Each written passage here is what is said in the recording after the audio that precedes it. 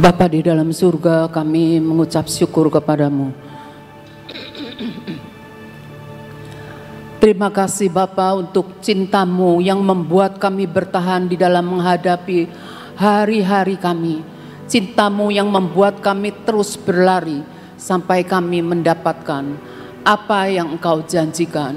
Kami bersyukur kepadamu kalau Engkau mengirimkan putramu Tuhan Yesus Kristus menjadi Tuhan dan Raja dalam hidup kami. Kami menyerahkan hidup ini kepada Tuhan yang memberikan kami kehidupan yang berarti. Terima kasih Tuhan Yesus, terima kasih untuk Roh Kudus yang Kau kirimkan untuk menolong kami dan membimbing kami memasuki kebenaran akan kebenaran yang Kau berikan. Terima kasih, kami mengucap syukur. Kami mau Engkau Tuhan berbicara kepada kami untuk kami benar-benar hidup senantiasa dengan menyesuaikan diri dengan firman-Mu. Terima kasih, kami mengucap syukur dalam nama Tuhan Yesus Kristus. Amin. Shalom saudara-saudara. Saya share akan hal berdoa. Kita lihat dulu dari Lukas 11 ayat 5-8. Lalu kata Yesus kepada mereka, jika seorang di antara kamu pada tengah malam pergi ke rumah seorang sahabatnya dan berkata kepadanya, saudara, pinjamkanlah kepadaku 3 roti. Sebab seorang sahabatku yang sedang berada dalam perjalanan singgah ke rumahku dan aku tidak mempunyai apa-apa untuk dihidangkan kepadanya. Masakan ia yang di dalam rumah itu akan menjawab, jangan mengganggu aku, pintu sudah tertutup dan aku serta anak-anakku sudah tidur. Aku tidak dapat bangun dan memberikannya kepada saudara. Aku berkata kepadamu, sekalipun ia tidak mau bangun dan memberikannya kepadanya karena orang itu adalah sahabatnya, namun karena sikapnya yang tidak malu itu, ia akan bangun juga dan memberikan kepadanya apa yang diperlukannya. Nah, kita lihat akan apa yang Yesus katakan, yang memberikan firman ini. Yesus berkata bahwa pada waktu tengah malam, orang-orang lagi istirahat, capek, ngantuk lah. Nah, tapi dia tahu bahwa dia akan kedatangan tamu, jadi dia itu berani meminta tolong kepada sahabatnya, minta tolong gitu ya, minta tolong kepada sahabatnya. Nah, kalau kita lihat, kita ini kalau meminta tolong kepada seseorang itu karena kita punya hubungan. Suatu saat pernah terjadi dalam hidup kami gitu ya, dimana suami saya itu sakit dan sakitnya itu mendadak, saudara. Sakitnya itu mendadak, ketika mendadak dan itu adalah menjelang malam. Wah, bingung saya. Nomor 1 paling dekat tetangga. Nomor 1 paling dekat tetangga. Kita pinjam. Kita ngubungi tetangga, telepon, minta tolong. Itu kenapa saya berani gitu? Karena kita punya hubungan. Nah, sampai tengah malam, sampai jam berapa tahu? Pernah kejadian lagi. Nah, kejadian lagi nomor 1 harus membawa ke rumah sakit. Waduh, butuh ambulans. Lalu teringat siapa yang biasa kirim ambulans? Kita tahu sendiri, Caleb Harry. Saya berani telepon ke dia, Caleb tolong. Segera dia datang dengan ambulans dan dengan karyawannya. Itu semua karena hubungan. Kita sebagai orang-orang percaya itu kita harus punya hubungan satu dengan yang lain. Tanpa hubungan gak berani. Pernah kejadian gini, waktu itu persekutuan kalau gak salah di GBI. Saya biasa nebeng kepada keluarga Wiwit. Nah, entah waktu itu gak ada atau gimana gitu, lagi pergi atau apa gitu. Saya datang telat, Ibu Nani nanya, kok telat sih Pak tumben? Iya Bu Nani, bingung, nggak ada becanya lama sekali. Lah, kamu kenapa nggak mau ikut si A? Dia sebutin orangnya nggak ada di sini ya. Nggak enak lah, nggak biasa. Nah itu karena hubungan kita nggak deket. Kalau hubungan kita deket, kita berani meminta tolong. Dan saya bersyukur kalau kita semua punya hubungan dekat satu sama lain. Oleh karena itu dikatakan jangan meninggalkan persekutuan dengan saudara-saudara seiman supaya kita saling mengenal ya. Nah di sini orang yang meminta tolong ini, wanita ini sikapnya itu tidak malu-malu. Tidak malu-malu, dia tetap aja meminta dan dia tidak undur gitu ya. Pokoknya dia sampai dia dapat dan dia berhasil karena dia tahu ya. Kalau kita juga seperti kita nih, enggak malu-malu minta sama Tuhan seperti wanita yang minta untuk anaknya itu, dia tidak malu, ngerangsek terus sama Tuhan Yesus sampai Tuhan Yesus bilang hanya untuk anak-anak orang Israel gitu ya. Dia bilang anjing pun makan remah-remahnya. Dia nggak malu-malu. Jadi kita harus kalau berdoa itu kita harus benar-benar satu. Kita ini harus punya hubungan sama Tuhan. Percuma kalau orang sekedar dibaptis tapi seterusnya cuma sekedar enak nyemplung di air dan bangkit jadi orang baru. Harus punya hubungan. Karena begitu kita percaya, kita punya hidup yang kekal, kita punya Bapa, kita tetap harus punya hubungan. Jangan sampai seperti anak yang kalau lagi ngambek. Saya lagi kecil kalau ngambek sistemnya enggak pakai mulut, saudara. Saya kalau lagi ngambek diem. Putus hubungan gitu ya, putus hubungan. Banyak keluarga-keluarga yang biar tinggal serumah tapi tidak mempunyai komunikasi dengan pasangannya. Nah itu seperti orang putus hubungan. Kita dalam berdoa, kita datang kepada Tuhan, kita tahu kepada siapa kita mau minta tolong di zaman yang kita hadapi ini. Nah kita minta tolong kepada Tuhan. Minta tolong kepada Tuhan karena kita ini tahu kita punya hubungan dengan Tuhan. Suatu saat saya pernah diajak sama, ya saya katakan diajak sama seorang wanita gitu ya. Ayo pergi katanya, temenin. Ya saya datang. Dan ayo kamu mau nanya apa ke orang pintar saudara di luar kota. Kamu mau minta apa? Saya pikir saya tuh nggak punya permintaan apa gitu ya. Nggak ngerti saya, pikir saya tuh udahlah iseng saudara. Ya saya katakan di sini iseng saya nanya tentang adik saya tentang teman hidup. Saya minta teman hidup untuk adik saya gitu ya.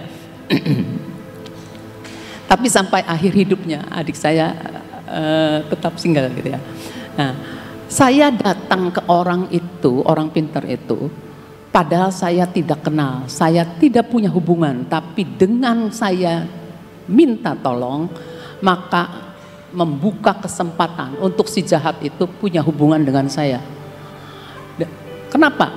Karena saya nurutin omongannya dia. Taruh ini, taruh itu. Dalam hati saya bertanya-tanya. Waktu itu saya kalau nggak salah sebelum lahir baru, saya bertanya-tanya, kenapa ya Mbak, saya harus nurutin omongan dia? Menaruh apa ya, satu bejananya saya beli sendiri sama bunga, taruh di atas lemari saya. Kenapa ya taruh di atas lemari saya gitu? Saya sendiri yang naruh, tapi saya bertanya-tanya. Jadi kita tahu dalam segala sesuatu yang kita minta itu kita punya hubungan dengan orang yang tidak kenal. Ketika kita minta hubungan, membuat orang itu punya hubungan dengan kita. Apalagi kuasa gelap. Hati-hati saudara. Saya banyak lagi kecil. Saya sama pembantu saya tuh seneng ngintil sama pembantu. Di dekat rumah itu ada satu makam yang dikeramatkan. Saya ikutlah sama si pembantu itu sana. Lihat, pembantu itu yang doa sih, pembantu itu doa.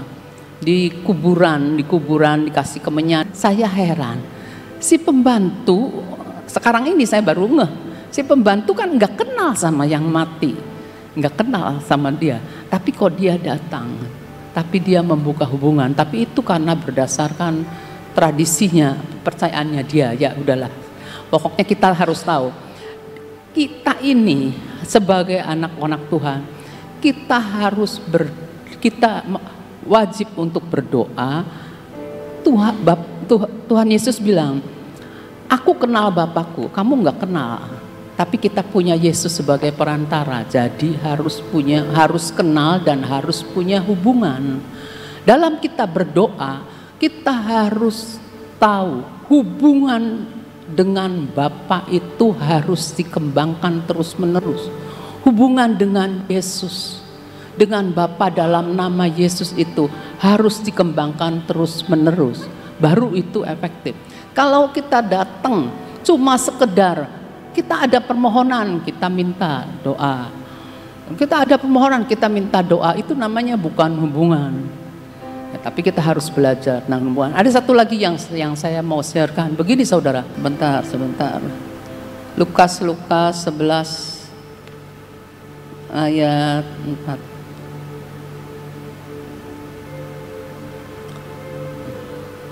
Nah ini kan Lukas 11 ayat 1 kan ngomong gini. Pada suatu kali Yesus sedang berdoa di salah satu tempat. Ketika ia berhenti berdoa, berkatalah seorang dari murid-muridnya kepadanya, Tuhan, ajarlah kami berdoa, sama seperti yang diajarkan Yohanes kepada murid-muridnya. Nah, murid-muridnya ini melihat kehidupan Yesus. Kehidupan Yesus adalah Yesus itu selalu berdoa, konsisten doanya gitu ya. Jadi murid-murid itu lihat juga ketika Yohanes ngajarin kepada murid-muridnya. Nah, murid-murid tanya sama Yesus, minta sama Yesus, ajari saya berdoa. Seperti kita kalau ngelihat seseorang berdoa, kalau orang itu berdoanya bagus gitu ya. Maksud saya berdoanya bagus begini.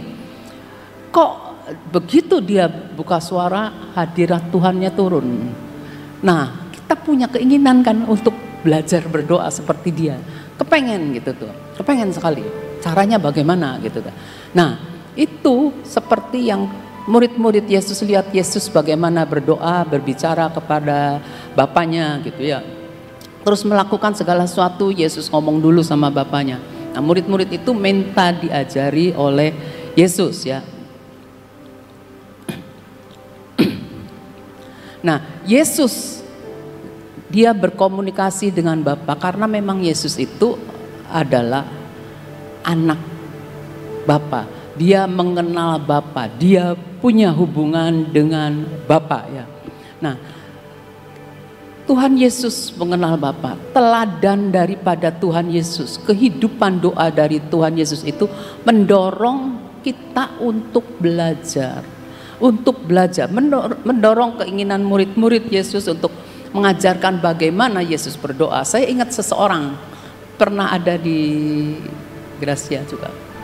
Saya mau belajar bagaimana seperti Ibu Nani, bagaimana seperti Miss Ina. Dia bilang gitu sama saya. Ininya, bagaimana gitu ya.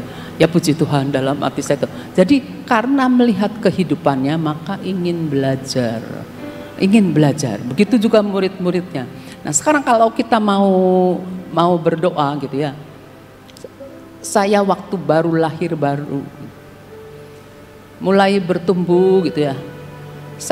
Saya melihat kehidupan doa di tempat ini. Dalam hati saya, iya melayani enak di doa karena orang tidak tahu. Jadi enggak salah, pokoknya orang tidak tahu. Pokoknya kita belajar gitu. Dan ibu rohani saya yang pertama itu selalu bilang gini, Pak ikut yuk. Kalau ada retret kan ada tim doa, ikut yuk tim doa. Enggak mau, disuruh doa saya enggak bisa, kata saya tuh gitu. Enggak apa-apa, kamu ikut aja, kamu dukung doa. Dia sudah nurut dan saya sejak itu dimasukin ke dalam tim doa lagi di buku retretnya. Dan saya dari situ saya mulai belajar. Saudara jangan pernah tinggalkan belajar dari orang lain. Belajar gitu ya. Senang saudara, benar kata yang mengatakan tidak pandang usia untuk belajar. Sampai tua belajar. Nggak usah pergi ke negeri Cina. Pokoknya nggak usah pergi pokoknya sampai tua kita masih diberi kesempatan untuk belajar ya. Nah kalau kita lihat ya, ada kan orang-orang yang bilang, Bu Nani saya pengen belajar, gimana sih Ibu Nani bisa begitu, ya enggak?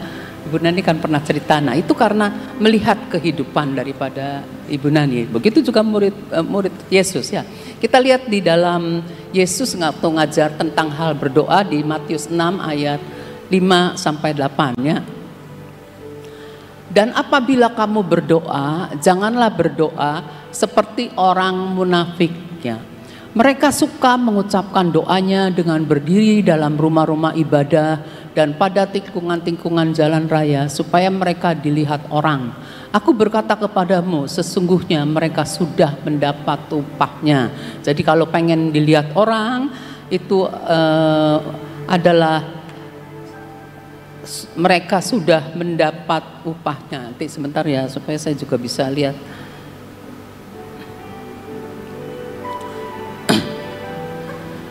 Terus ayat 6, tetapi jika engkau berdoa, Yesus ngajarin nih, jika engkau berdoa, jadi kita mau masuk ke dalam satu hubungan, masuklah ke dalam kamarmu, tutuplah pintu, berdoalah kepada Bapamu yang ada di tempat tersembunyi, maka Bapamu yang melihat yang tersembunyi akan membalasnya kepadamu. Jadi maksudnya itu kita ini berdoa enggak usah buat pamer dilihat orang. Pengen doanya nanti kalau ada apa gitu, enggak. Tapi bukan berarti saudara enggak boleh berdoa di tempat umum atau di misalnya doper kan mau tidak mau kan kita pergi ke satu tempat gitu ya. Tetap doa itu. Tapi kan maksud hati kita bukan untuk dilihat orang ya, bukan untuk dilihat orang. Terus 7, jangan lagi pula dalam doamu itu janganlah kamu bertele-tele seperti kebiasaan orang yang tidak mengenal Allah. Jadi kita harus kenal Allah ya. Harus kenal Allah. Mereka yang tidak kenal Allah doanya panjang-panjang tapi enggak dengan iman, tidak dalam hubungan dengan Tuhan. Itu namanya ritual. Tidak punya hubungan, tidak kenal, tapi kita mau doa ya seperti ini ya. Makanya apapun yang kita lakukan sebagai anak Tuhan itu harus dengan iman ya. Mereka menyangka bahwa karena banyaknya kata-kata doanya akan dikabulkan, jadi ngulang-ngulang terus doanya ya, banyaknya kata-kata gitu ya, ngulang-ngulang tapi tidak punya hubungan. Terus 8, jadi janganlah kamu seperti mereka karena Bapakmu mengetahui apa yang kamu perlukan sebelum kamu minta kepadanya. Kita kan sering ngalamin, dalam hati kita pengen ini, tiba-tiba ada yang kirim. Dalam hati kita pengen ini, tiba-tiba ada yang menanyakan. Itu tuh luar biasa. Kalau saudara mau perhatikan itu, Tuhan itu ajaib ya. Jadi dalam kita berdoa, dalam kita berpuasa, jangan kepengen untuk dilihat orang ya. Dikatakan oleh Yesus orang munafik itu berdoa untuk pamer di ayat 5 tadi dikatakan gitu. Jadi landasan kita untuk berdoa hendaklah ya ada satu gairah tadi ya. Gairah untuk memburu hubungan, gairah karena ada cintanya Tuhan. Gairah yang membuat kita berlari, gairah yang membuat kita pengen berdoa, gairah karena kita pengen lihat orang itu ngalami terobosan, gairah karena kita mau lihat pertolongan Tuhan kepada orang itu benar-benar tidak mustahil. Jadi karena kita tahu Tuhan itu setia, karena Tuhan itu punya kuasa, kita terus-menerus berdoa sampai gol saudara. Ya. Kalau saya kan ngalamin kehilangan adik saya ya.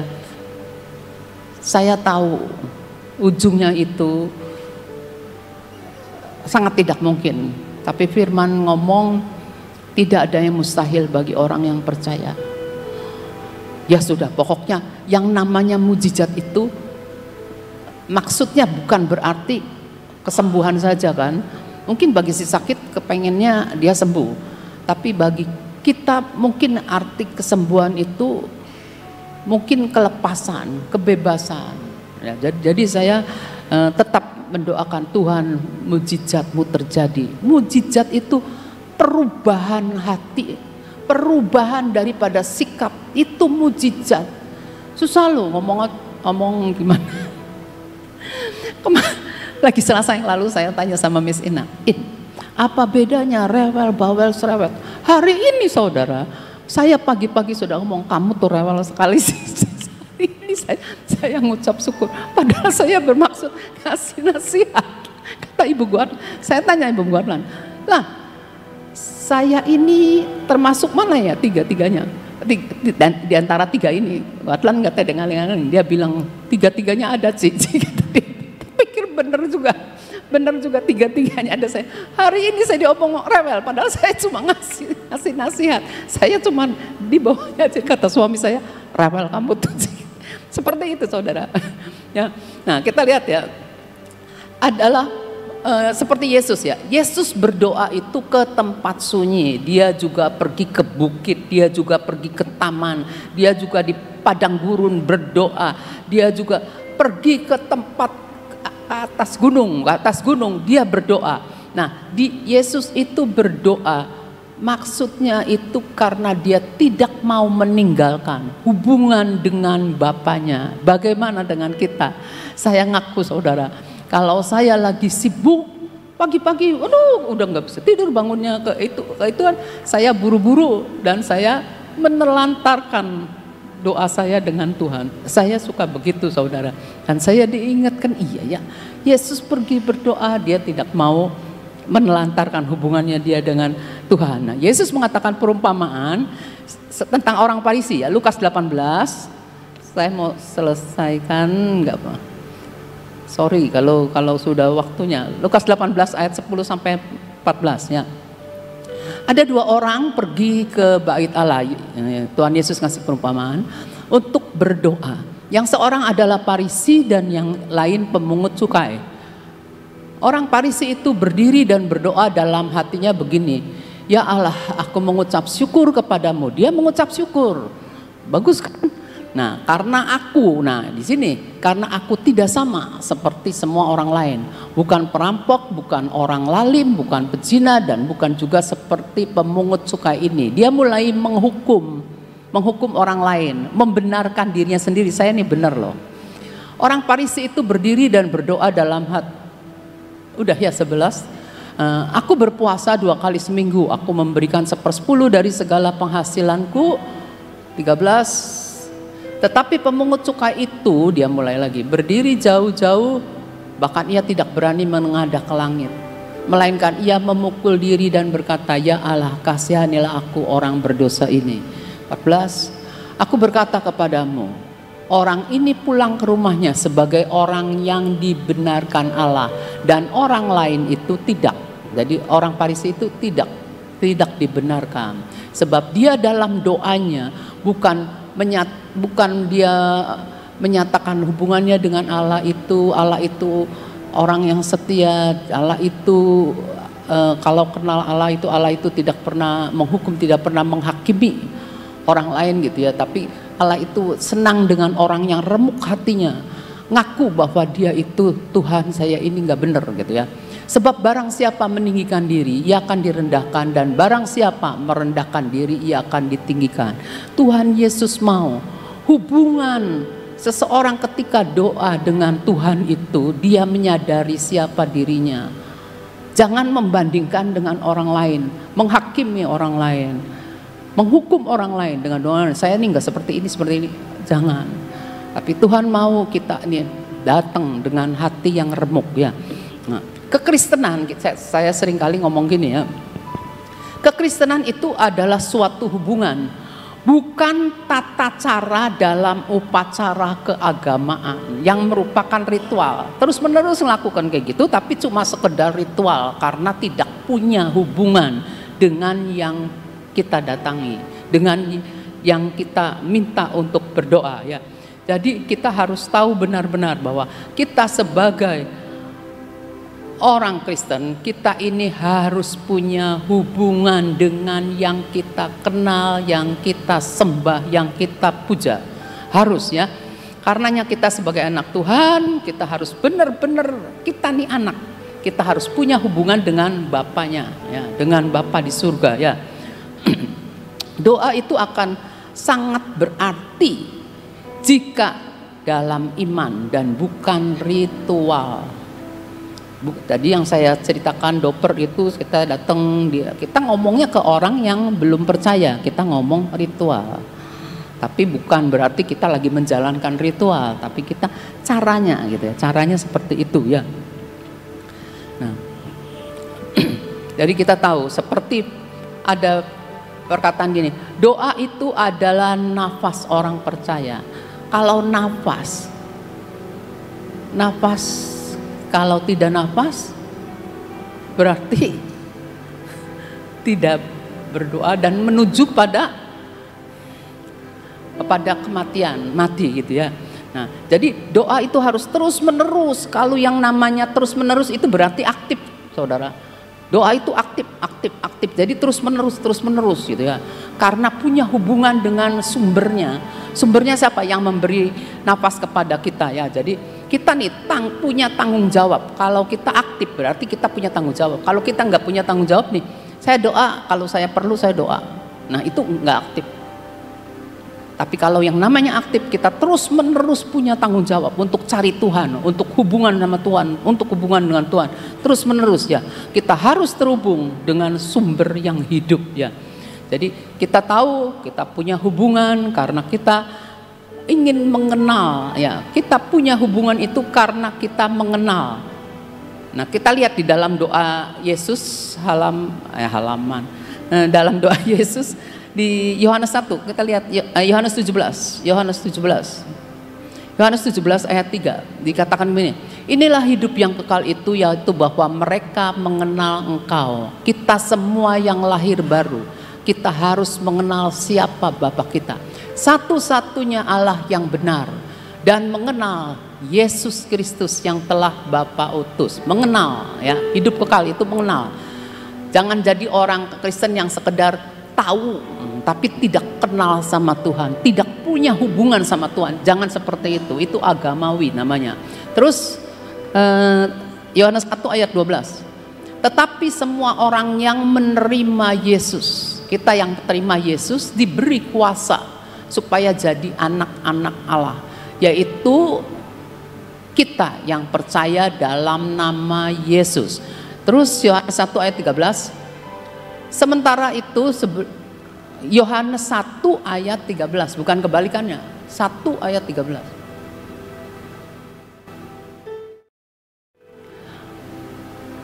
Yaitu orang-orang yang diperanakan bukan dari darah atau dari daging. Kita semua adalah orang-orang yang diperanakan dari darah orang tua kita, dari daging orang tua kita. Bukan pula secara jasmani oleh keinginan seorang anak laki-laki, tapi seorang laki-laki, melainkan dari Allah. Jadi orang-orang yang dilahirkan dari Allah. Orang-orang yang dilahirkan dari Allah tuh gimana? Allah itu adalah firman. Jadi ketika kita mendengar firman, kita sadar. Ketika kita sadar, kita harus terima Yesus. Kita harus punya keselamatan pribadi, punya pengalaman pribadi sama Tuhan. Kita undang Tuhan Yesus masuk. Maksudnya seperti itu, orang-orang yang dilahirkan dari Allah. Terus Yohanes 1 ayat 1, pada mulanya adalah firman. Firman itu bersama-sama dengan Allah, dan firman itu adalah Allah. Jadi orang-orang yang dilahirkan dari firman, orang-orang yang dilahirkan dari Allah adalah orang-orang yang dilahirkan dari firman. Firman itu membuat kita sadar keberadaan kita dan kebutuhan kita akan Tuhan. Dan kita terima Yesus karena kita percaya bahwa Dia satu-satunya jalan. Maka ketika kita menerima, kita jadi anak Allah, kita punya hubungan dengan Tuhan, dan kita bisa datang untuk berdoa ya. Kalau kita tidak memahami hubungan, tanpa kita memahami hubungan kita dengan Tuhan, maka kita hanya menjalani segala sesuatu aktivitas ini sebagai upacara keagamaan, agamawi. Kalau kita mau hidup, roh kita ini harus hidup. Kita harus punya hubungan dengan roh Tuhan, roh dengan roh. Jadi jangan agamawi, jangan sekedar upacara ngelakuin gitu-gitu mati. kita mau hidup ya. Nah, doa yang berhasil itu yang didasarkan pada hubungan. Kita semua harus memperbaiki cara landasan kita berdoa itu harus dengan hubungan. Kalau Yesus selalu berdoa, maka karenanya 1 Tesalonika 5 ayat 17, tetaplah berdoa. Kita perbaiki doa kita dengan memiliki hubungan, memperbaiki hubungan. Yuk, udah itu aja yang saya bisa bagikan.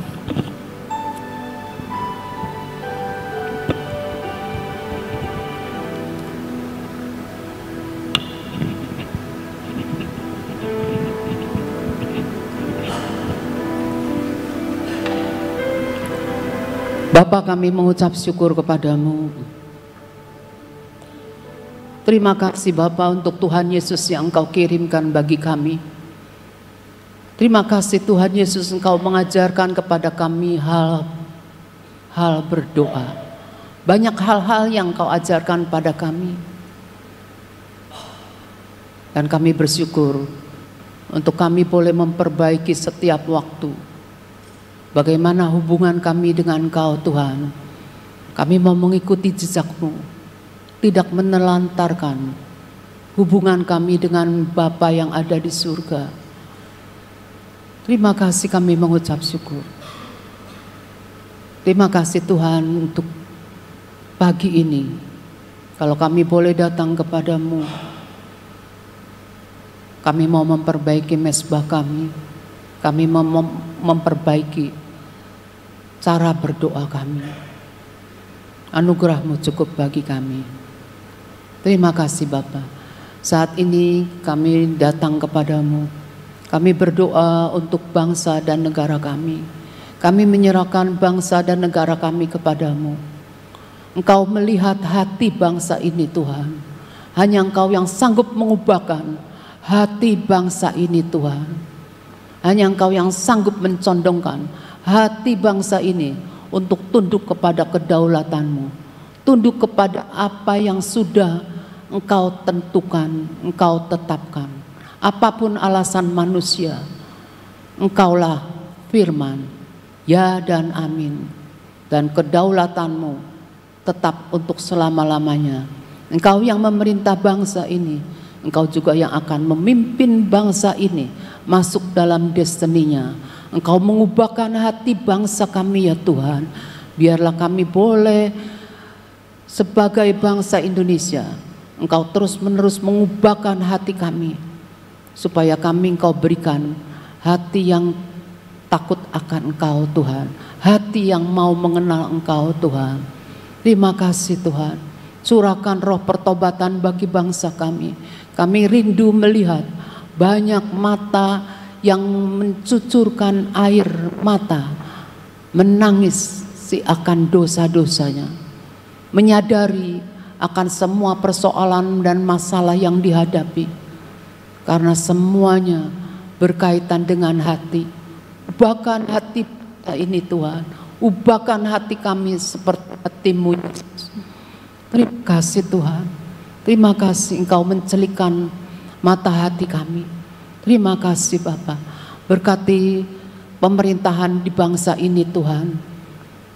Apapun yang menjadi keputusan, Engkau turun tangan, Engkau tetap memberikan yang terbaik untuk bangsa kami. Terima kasih, kami mengucap syukur. Bapa di dalam surga, kami juga menyerahkan hamba-Mu Ibu Nani dalam pelayanannya di Jawa Timur. Tuhan, Engkau memberkati Tuhan. Engkau mengurapi mulut lidah bibirnya. Kuasa-Mu menyertai setiap perkataan-perkataan yang keluar dari mulut lidah bibirnya. Jadikan berkat Tuhan. Jadikan berkat, jadikan berkat. Kami berdoa agar Engkau mengirimkan jiwa-jiwa yang ingin mencari kebenaran firman-Mu. Biarlah mereka boleh bertemu dengan kebenaran firman-Mu. Mereka boleh mendapatkan jawaban, mereka boleh mendapatkan pelepasan, mereka boleh mendapatkan kekuatan, pemulihan, penghiburan. Bahkan mereka boleh mendapatkan hal-hal yang mereka semula tidak mengerti. Tapi kini Engkau Tuhan yang membuat mereka mengerti. Singkapkan semua yang terselubung. Terima kasih, kami mengucap syukur. Saat ini Tuhan, kami mau mengangkat akan minyak yang Engkau berikan kepada kami semua Tuhan. Minyak ini kami angkat, kami mau mengurapi dengan minyak yang daripadamu. Tuhan, ini pikiran kami mau tundukkan kepada pikiran Kristus. Mata ini kami urapi Tuhan. Kami mau mata kami diolesi dengan minyak supaya lebih jelas lagi melihat. Mulut, lidah, bibir ini Tuhan, kami urapi Tuhan. Hati ini Tuhan, diurapi dengan minyak. Biarlah kehidupan yang dari hati sebagai orang percaya mengalirkan anugerah bagi setiap orang yang mendengar perkataan-perkataan kami. Karena Engkau menguduskan dan mentahirkan mulut, lidah, bibir kami.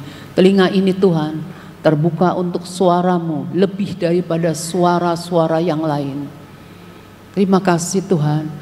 Tangan ini Tuhan kami serahkan kepadamu untuk melakukan pekerjaan-pekerjaan yang mendatangkan berkat bagi banyak orang. Kami tutup setiap celah dalam nama Tuhan Yesus. Setiap keraguan, setiap ketidakpercayaan dan kebimbangan kami tutup dalam nama Tuhan Yesus. Dalam nama Tuhan Yesus kami urapi kaki kami. Kaki ini Tuhan, biarlah benar-benar seperti yang Engkau katakan, akan menginjak ular dan kalajengking, sehingga tidak ada yang dapat membahayakan kami, karena Engkau Tuhan yang mengurapi Tuhan. Terima kasih, kami mengucap syukur kepadamu. Engkau memberikan kami kesehatan, Engkau memberikan kami kehidupan yang berarti. Biarlah segala hormat, pujian, kemuliaan bagi Engkau Tuhan di tempat yang maha tinggi, yang di dalam nama Tuhan Yesus Kristus kami boleh percaya. Kita sama-sama katakan amin.